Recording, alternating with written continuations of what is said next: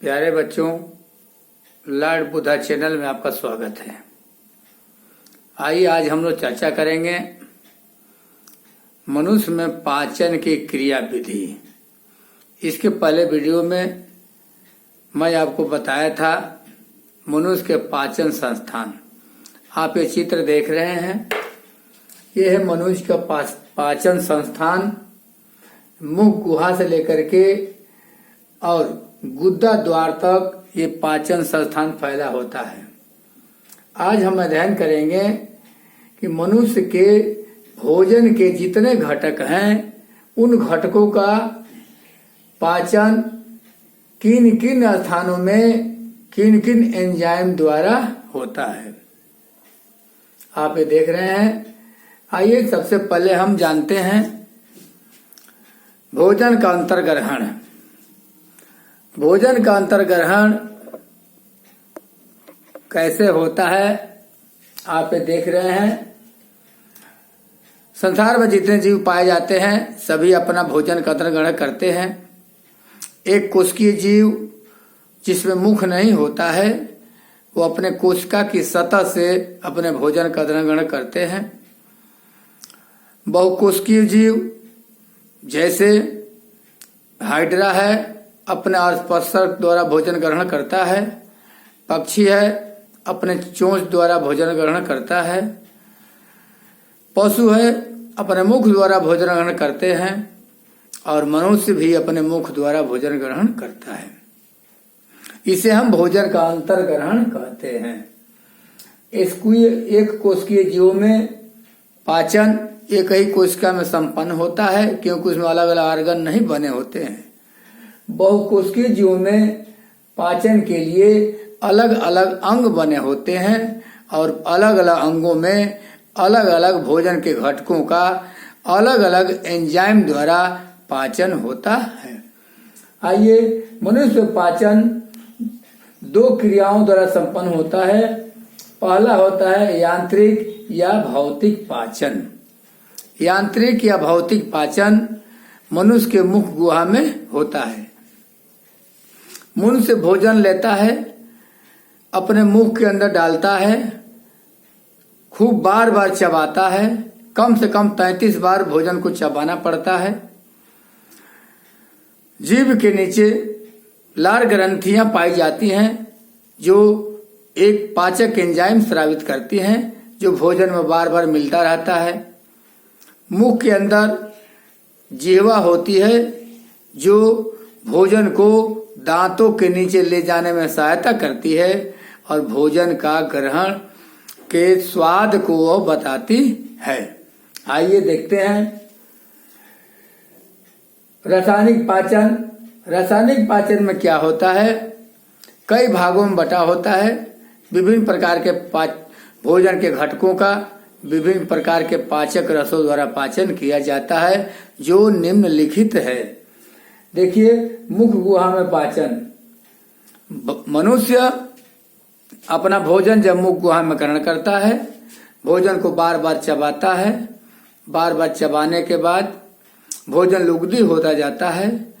मुख के अंदर उपस्थित लार ग्रंथियां लार स्रावित करती हैं जिसमें टाइलिन या एमाइलेज नामक पाचक रस होता है जो भोजन में उपस्थित कार्बोहाइड्रेट का पाचन करता है। आइए देखिए, भोजन में उपस्थित कार्बोहाइड्रेट मंड के रूप में होता है जो जल में मिलता है और जल में मिलने के बाद लुगदी बन जाता है। लार में उपस्थित टाइलिन या एमाइलेज एंजाइम जो भोजन में मिलता जाता है जिसका पीएच मान 6.8 होता है, यह मंड को शर्करा में बदल देता है। यह मुख गुहिका में पाचन होता है। इसके बाद भोजन ग्रास नली में जाता है। ग्रास नली जो यहाँ से यहाँ तक लेकर आमाशय तक फैली होती है, यह एक विशेष प्रकार की ट्यूब होती है। इसमें पाचक ग्रंथियां नहीं होती है, इसलिए पाचक रस स्रावित नहीं होते हैं, तो ग्रास नली में पाचन नहीं होता है। ग्रास नली का कार्य सिर्फ भोजन को मुख गुहा से आमाशय तक पहुंचाना होता है। कर्माकुंचन गति होती है और भोजन आगे खिसकता जाता है। भोजन जब आमाशय या आहार नाल में पहुंचता है तो निम्न प्रकार से पाचन होता है। आइए देखते हैं आमाशय में पाचन। आमाशय में जब भोजन पहुंचता है तो भोजन के प्रभाव से आमाशय की दीवारों में कुछ ग्रंथियां होती हैं जो HCl का स्रावण करती हैं। ये HCl भोजन में आए हुए जीवाणुओं को नष्ट कर देती है या उन्हें मार देती है ताकि भोजन निसंक्रमित हो जाए। जब आमाशय में HCl स्रावित होता है तो HCl के प्रभाव से आमाशय में उपस्थित प्रीपेप्सिनोजन एंजाइम होता है जो निष्क्रिय अवस्था में होता है। HCl के प्रभाव से वह पेप्सिन में बदल जाता है और सक्रिय हो जाता है। यह प्रीपेप्सिनोजन HCl के प्रभाव से पेप्सिन में बदलकर सक्रिय हो जाता है। यह पेप्सिन प्रोटीन का पाचन करता है। यह प्रोटीन पेप्सिन द्वारा पेप्टोन्स और पॉलीपेप्टाइड में तोड़ दिया जाता है।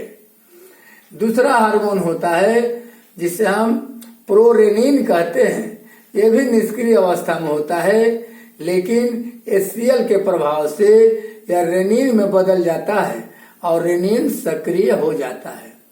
यह रेनिन एंजाइम भोजन में उपस्थित दुग्ध प्रोटीन, ये दुग्ध प्रोटीन जो द्रव अवस्था में होता है, यह रेनिन दुग्ध प्रोटीन को पैराकाइसिनेट में बदल देता है, यानी ठोस में बदल देता है, अर्थात दही में बदल देता है।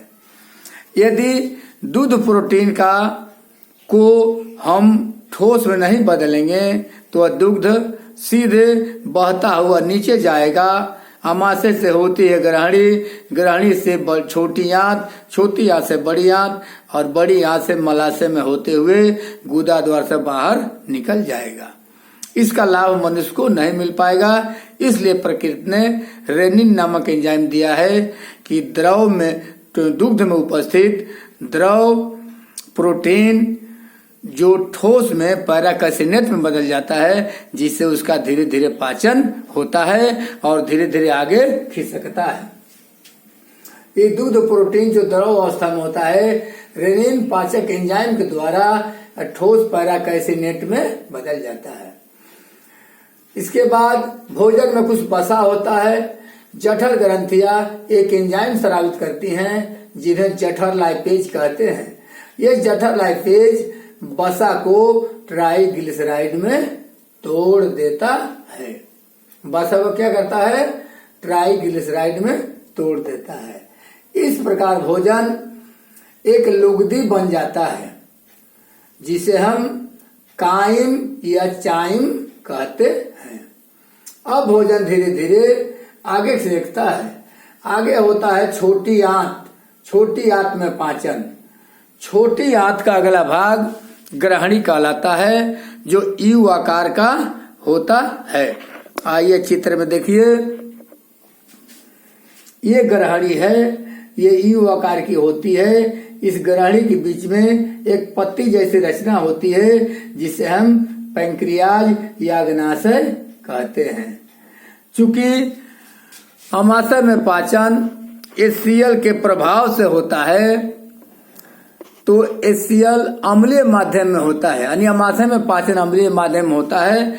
जैसे भोजन आगे आमाशय से ग्रहणी में पहुंचता है तो ग्रहणी में पाचन के लिए उस भोजन को क्षारीय माध्यम में बदलना जरूरी होता है।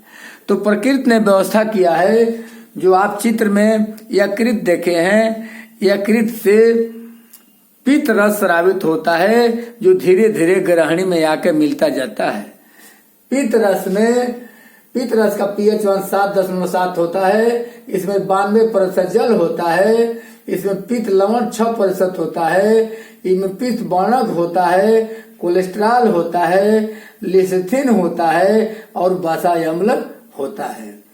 ये पित्त रस धीरे धीरे रिस करके ग्रहणी में आता है।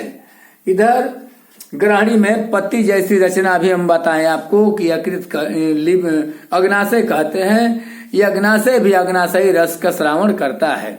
आइए देखिए, अग्नाशयी रस का पीएच 7 से 8 होता है। इसमें 96% जल होता है, पाचक एंजाइम होता है और लवण पाया जाता है। ये पित्त रस और अग्नाशयी रस मिल करके बचे हुए भोजन का पाचन करते हैं। पहले हम देखते हैं प्रोटीन पाचक एंजाइम। प्रोटीन पाचन करने के लिए अग्नाशय में ट्रिप्सिनोजन नामक एंजाइम होता है जो निष्क्रिय अवस्था में होता है। इस निष्क्रिय ट्रिप्सिनोजन को एंटीकाइरोनेज एंजाइम सक्रिय करके ट्रिप्सिन में बदल देता है। ये ट्रिप्सिनोजन निष्क्रिय अवस्था में आंतरीय रस अग्नाशयी रस में पाया जाता है, जो एंटीरोकाइनेज एंजाइम के द्वारा सक्रिय होकर के ट्रिप्सिन में बदल जाता है। यह ट्रिप्सिन एंजाइम बचे हुए प्रोटीन का पाचन करता है और प्रोटीन को पेप्टोन्स और पॉलीसेकेराइड में तोड़ देता है।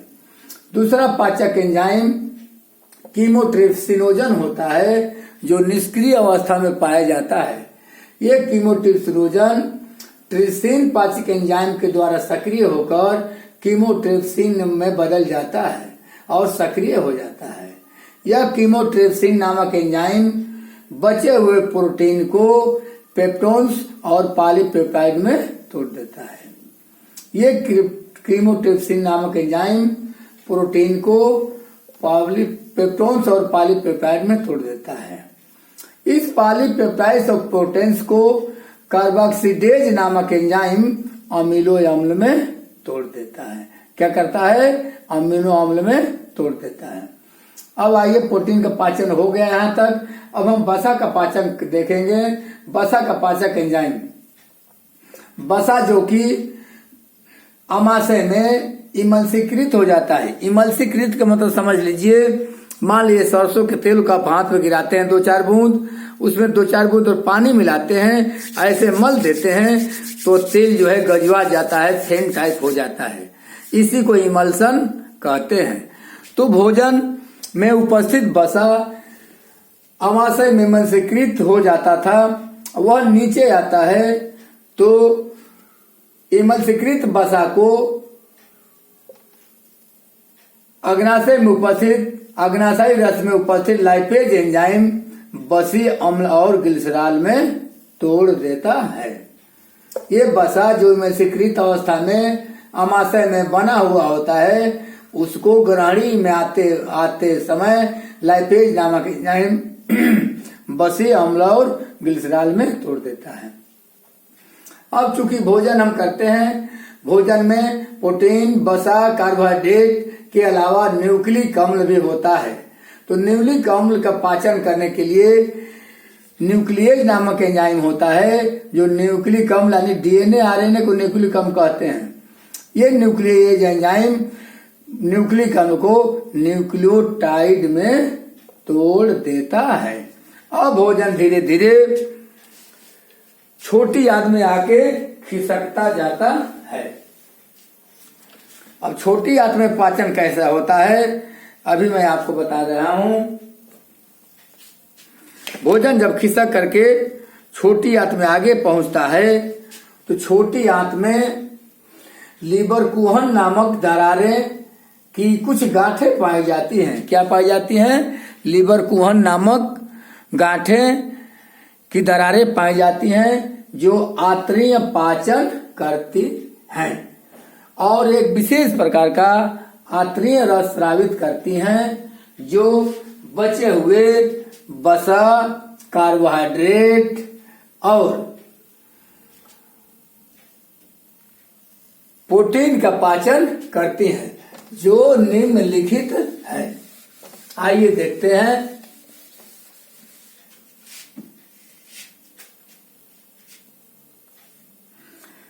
आंतरीय रस,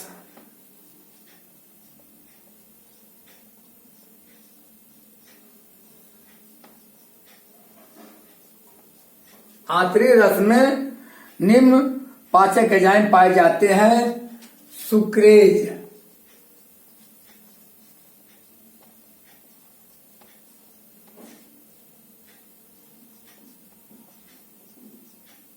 सुक्रेज नामक एंजाइम बचे हुए कार्बोहाइड्रेट का पाचन करता है। यह सुक्रोज को भोजन में, कार्बोहाइड्रेट में ये सुक्रोज होता है जो सुक्रेज नामक एंजाइम तोड़ देता है ग्लूकोज और फ्रक्टोज में।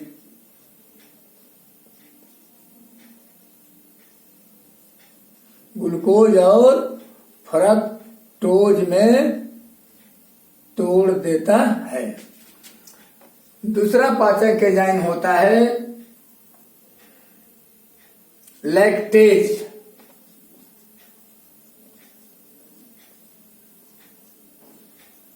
ये लैक्टेज एंजाइम लैक्टोज को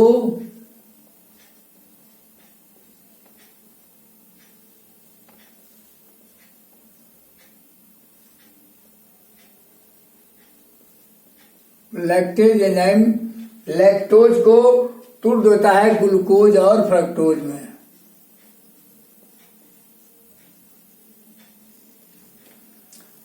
ग्लूकोज और गलैक्टोज में तोड़ देता है, गलैक्टोज।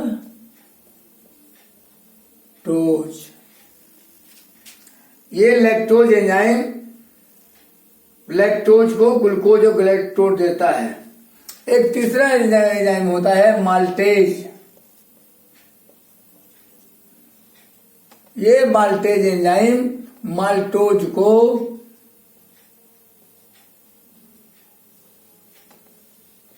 माल्टेज एंजाइम माल्टोज को ग्लूकोज में तोड़ देता है। किस में तोड़ देता है? ग्लूकोज में तोड़ देता है। इसके बाद वसा बचा होता है, जो अपचित वसा होता है। वसा का पाचन करने के लिए बस आंतरिक एंजाइम होता है, आंतरिक लाइपेज।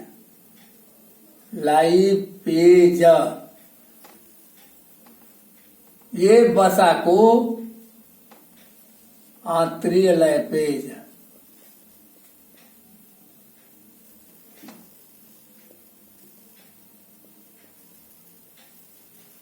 ये वसा को बसीय अम्ल और ग्लिसरॉल में तोड़ देता है। बसीय अम्ल और ग्लिसरॉल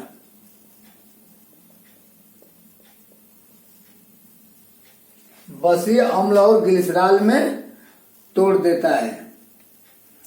इसके बाद अब बचता है प्रोटीन, जो आहार नाल और ग्रहणी में पचने के बाद थोड़ा सा बचा हुआ होता है। वह इरेप्सिन नामक एंजाइम होता है। इरेप्सिन जो आंतरिक रस में पाया जाता है।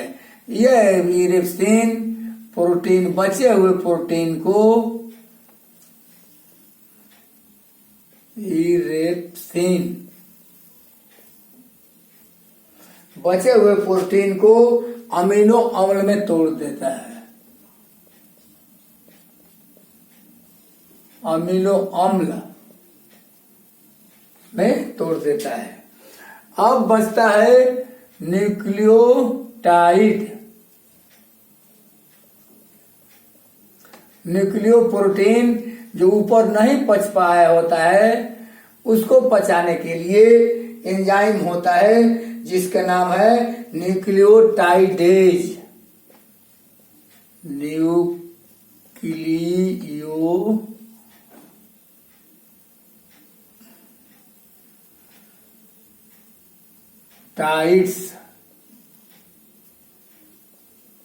इस न्यूक्लियोटाइड्स को न्यूक्लियोटाइडेज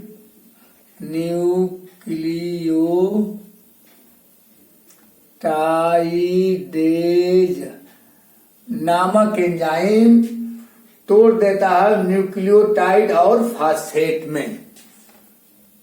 न्यूक्लियोटाइड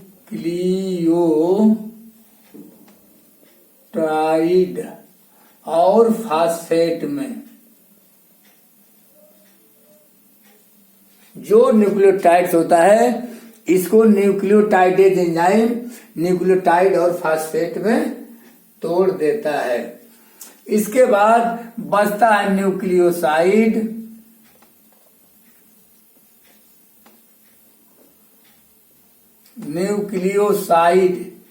इस न्यूक्लियोसाइड को न्यूक्लियोसाइडेज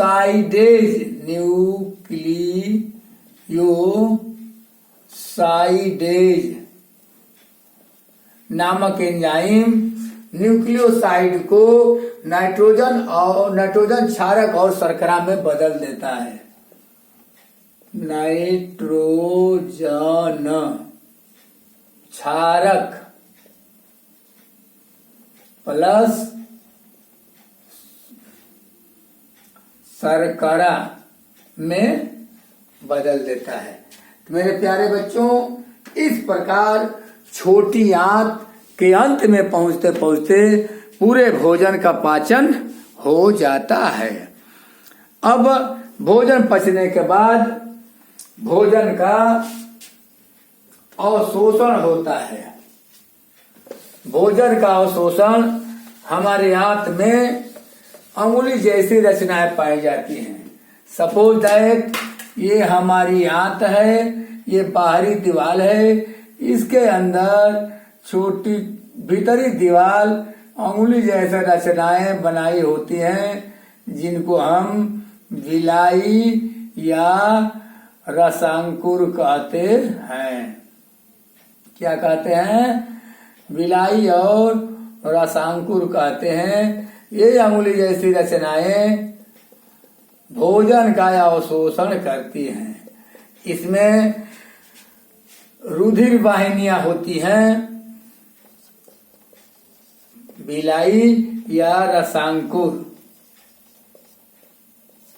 भोजन में पचे हुए पदार्थों का अवशोषण करती है। आप देख रहे हैं कि आंत की दीवार की बाहरी बराबर लेयर होती है, लेकिन अंदर की दीवार धस धस कर अंगुली जैसी रचना बनाती है। इसका मतलब ये है, सपोज दैट ये दोनों रस्सी है, अगर रस्सी को फैला देंगे तो ये बाहरी दीवार थोड़ी दूर तक फैल कर जाएगी और अंदर वाली रस्सी लंबी फैल, अर्थात ये अंगुली जैसी रचनाएं जो बनी हुई है आंत में, जो विलाई जिसे हम कहते हैं, वो अवशोषण का क्षेत्रफल बढ़ाती है। इस विलाई में विभिन्न प्रकार के रस कोशिकाएं